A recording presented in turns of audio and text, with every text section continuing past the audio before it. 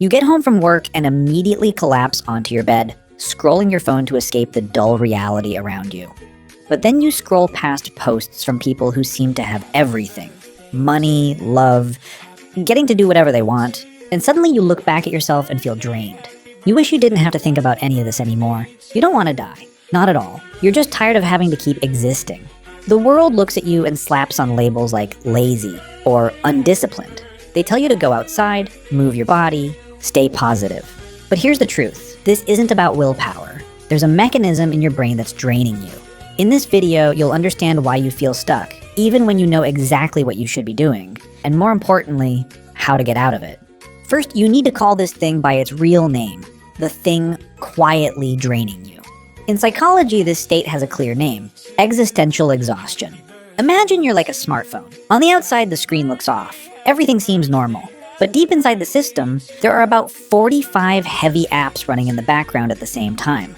One app worrying about money. One app stressing over peer pressure. One app carrying unhealed wounds from the past. Apps about being a good child, a good partner, an outstanding employee. All of them are silently draining your battery every second. That's why sometimes you're just sitting on the couch doing nothing, but you feel as exhausted as if you just finished a marathon. The human brain wasn't designed to handle the amount of information and pressure in the modern world. While our ancestors mainly worried about finding food and avoiding predators, research from Cornell University shows that the average adult today makes up to 35,000 decisions a day. From what to wear, which route to take, to replying to an email, or just scrolling past a piece of news. That's a massive load on the cortex, something evolution hasn't fully prepared us for. When the prefrontal cortex, the center for logical thinking, is overused, decision fatigue kicks in. At that point, your decision-making system basically starts to go on strike. That's why by the end of the day, even a simple question like, "What should I eat tonight?" can make you want to cry or snap.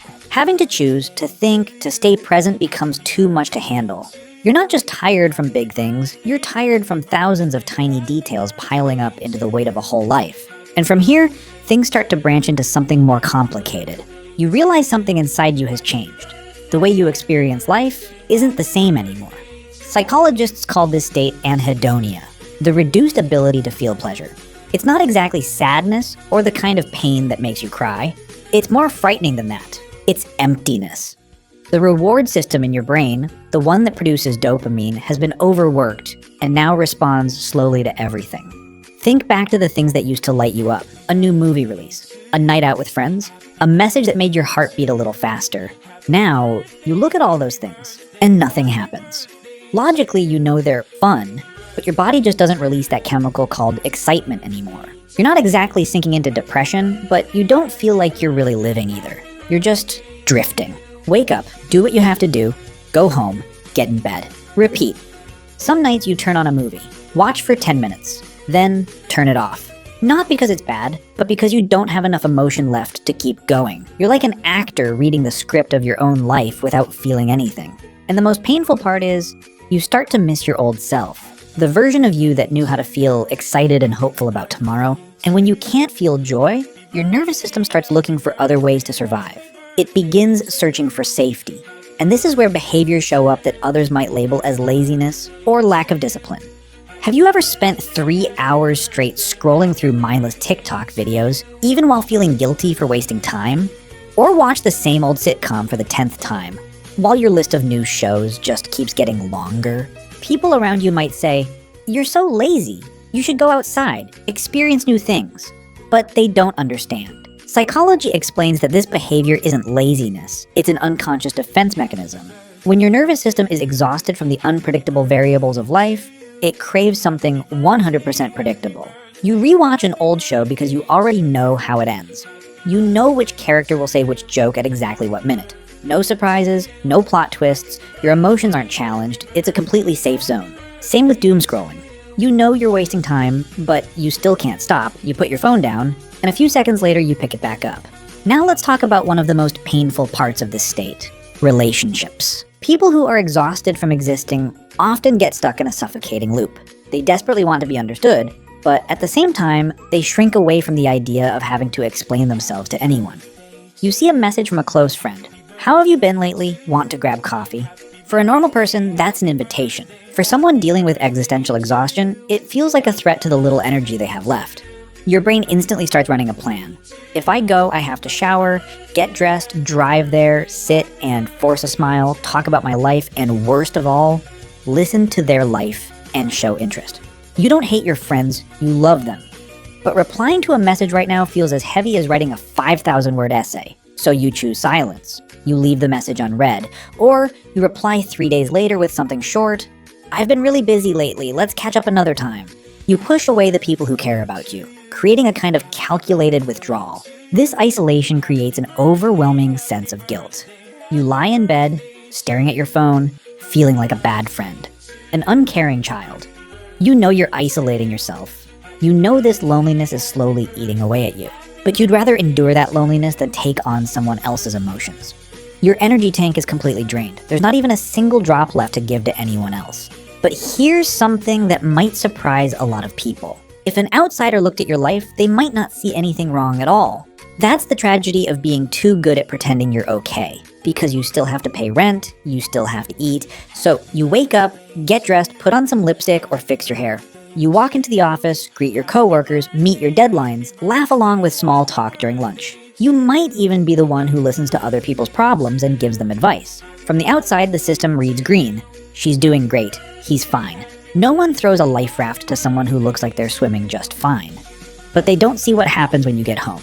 The moment the door closes behind you, the smile drops instantly, like a stage curtain being cut loose. Your whole body collapses. You can't even change out of your work clothes. You fall onto the bed, staring into the dark, realizing that all your energy for the day was spent on performing a role called a normal person. Wearing that mask over and over again slowly wears down your soul. It teaches your brain a painful lesson. Your pain has no place in the real world. Society rewards productivity. It doesn't reward the invisible battle you fight with your own mind just to get out of bed. So, how do you survive days when even breathing feels like a chore? When being told to just try harder already feels like too much? I'm not going to throw toxic positivity at you. No 5 a.m. routines, no running, no just think positive. If you're at the bottom of exhaustion, you don't need miracles. You need a minimum survival mode. And this path has 3 stages. Stage 1, drop the persona. Psychologist Carl Jung talked about the persona, the social mask we wear to function in the world. The problem for someone dealing with existential exhaustion is this. The gap between the emptiness inside and the smiling mask outside has become way too wide. Every time you say, I'm fine, when you feel like collapsing, every time you force a smile at work, every message where you use cheerful emojis to hide your exhaustion, you're burning a huge amount of cognitive energy. You're tired because you're an actor who never gets to leave the stage. The first solution is simple. Take it off temporarily. Just like the body needs fasting to give the digestive system a break and detox, your nervous system needs a period of social fasting. Give yourself permission to go on an emotional strike. Don't just disappear and then feel guilty. Set clear boundaries. You have every right to send a message to people close to you. My battery's really low right now, so I'm going offline and keeping to myself for a while. It's not about you, I just need space to breathe. Being honest about your exhaustion removes the pressure to pretend you're okay. After 8 p.m., turn your phone to Do Not Disturb. You are not obligated to respond to the world 24/7. You don't have to be a great friend, a perfect partner, or a high-performing employee right now. The truth is, the world will keep spinning even if you pause for a few days. Right now, your only job is to survive. Stage 2. Set up a zero-decision protocol. We've already talked about how your prefrontal cortex is getting fried by 35,000 decisions a day. To recover, you can't just rest, you need to turn your life into a temporary autopilot system. The goal here is to reduce the number of decisions you make each day as close to zero as possible. Why did people like Steve Jobs or Mark Zuckerberg wear the same outfit every day? Not because they lacked style, but because they understood decision fatigue. They saved their mental energy for what actually mattered. When you're exhausted, borrow that strategy. Don't make your already drained brain stand in front of your closet for 15 minutes asking, what should I wear today? Pick 3 simple, comfortable outfits and rotate them. Don't spend 30 minutes scrolling food apps just to feel overwhelmed.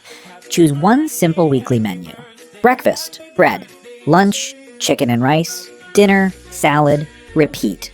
Why does this help? Because a tired nervous system craves predictability. When you eliminate small, unnecessary choices, you remove chaos. You create a safe, steady track that your body can follow automatically without burning energy on analysis.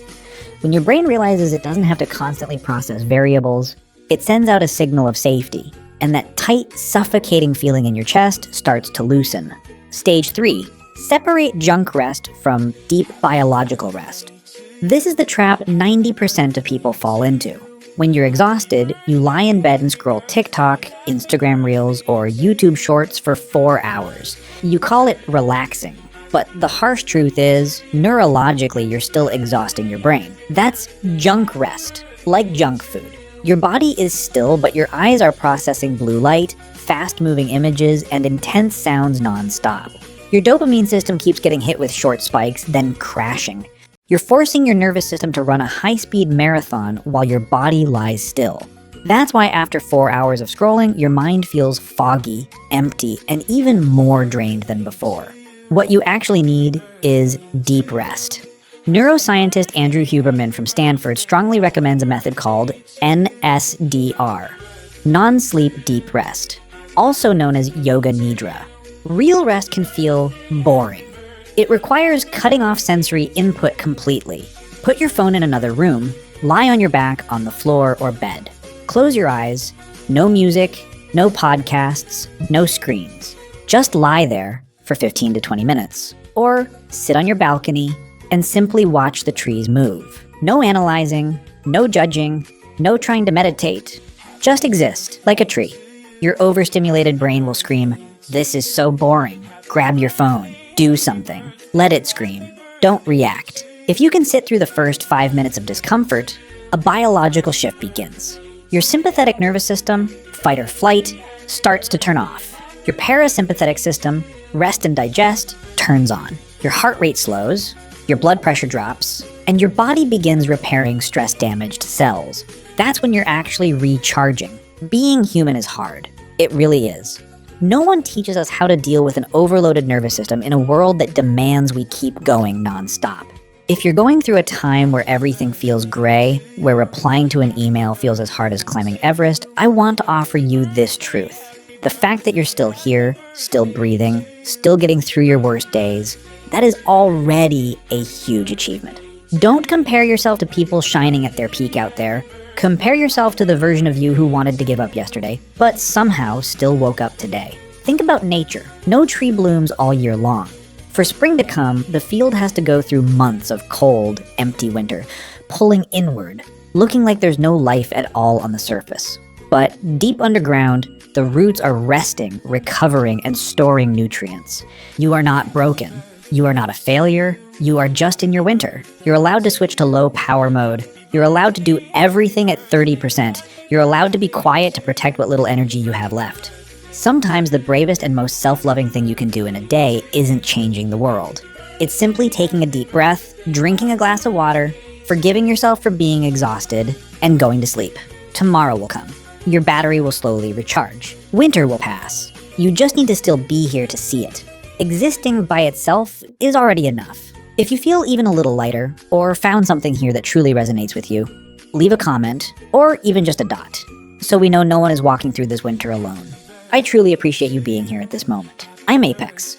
If this video helped you, don't forget to subscribe and turn on notifications so we don't miss any future journeys into the mind. Take care, and I'll see you next time.